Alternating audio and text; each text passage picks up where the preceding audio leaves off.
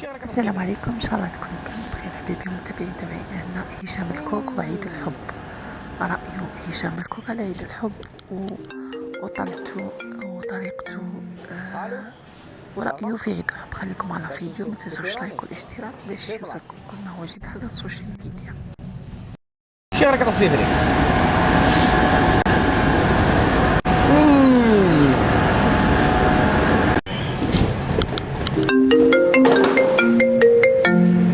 الو صافا كاش مشكل بيبيروني سير بلاصه.